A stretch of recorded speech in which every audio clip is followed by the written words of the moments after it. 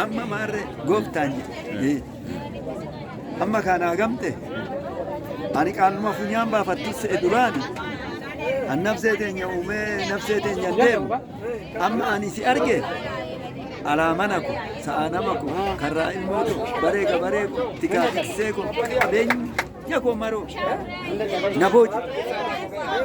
boojuu kee ala ko mana ko kun yaasi xawwaata har'aan jammaree ko lukeeti boojuu keeti kanarraa kaasee gooftaan jedhe amma laali lapheedha waan hojjetu maali gooftaan jedhe cappee godaane orri nargute cillimni na dhaane urjiin natti fincoofte ala koo mana koo cube torban lama ta'e amma immoo jedhe nama sodaadhe si dabbareenya namni murtee har'a natti laala ati murtee amma godannoo kana amma ala ko mana kun gaasitti kenna akkuma kaleessatitta namni har'a natti murteessa ati murteella akkuma kaleessatitta hiiki ganna lakkisi akkuma kaleessati hamman ulaatana hamman godannoo kana ba'u hiiki ganna lakkisi garaa ko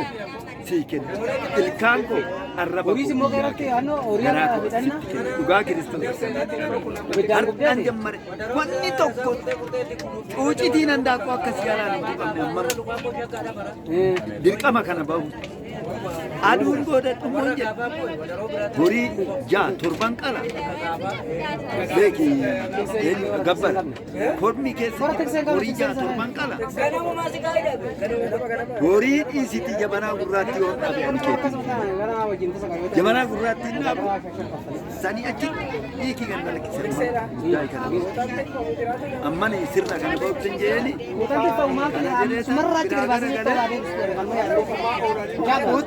jedheetan hingeenye guyyaa san hoggan jiini kun shane haamlee seessaadhaaf shanee ba'aadhaas ani gaaman gooda maaza shaneen kan dabale maaza aduun godhadhe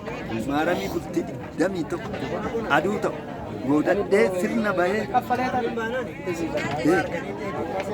hoggaan immoo godhachuu ta'u kana na jalaallee ture jedhi kaa taarikii waaqayyoo tasitti maasaan kiyya hoggaan isatti dhaammadhu kana garaan itti kenne malee ilkaan biyyaa kenne arraba biyyaa kenne aduun godhannaa kan gaafuun duraa dire amma ani maqaan koo baay'eedha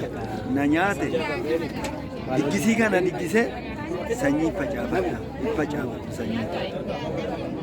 duraanuu kaadaalachummaa keessa na tursiisanii beekiyyummaan duraanii sana yaadda kumtaala maasan kiyya maasaa baay'eedha kumtaala 15 ta'u qonnoo kanaan hin galu fudhanii nan tilmaamamani waldaan dhaqeen ejjan charchii manuma koo taa'ee lapheetti kennee midhaanan kumtaala 15 arganne 10 tilmaame suni ganaadha beeki godhannoon maali nani sanyiidhaaf facaafadhu sirna kana bahee na nyaate kan nama qophiisi jedhee kana yaaddee sun kumtaala 38 maasan kumtaala 10tti qabne dhugaa kiristoos taala 38 achirraa midhaan biraatis akkasii ani nan deeme nan godhadhe maasii haadha kan nan godhadhe nan godhadhe hoggaan jedhu godhadhe jechuun jalatamii sirna sangaa ba'u kanan itti adaraa kennu maal katamaa keessatti amma aadaa kana hoggaa fixutti manni micaan beenyeen jedhan kun amma micaanii dhufee seengadhe jiru kun isaan irra deemanii amantoota waan warri qabutti midhaan ibisaa warri bilcheechetti irra deemanii gooftaa irratti kadhate manni albii amma maal ta'e kana hin hundumne kana hundumne yoo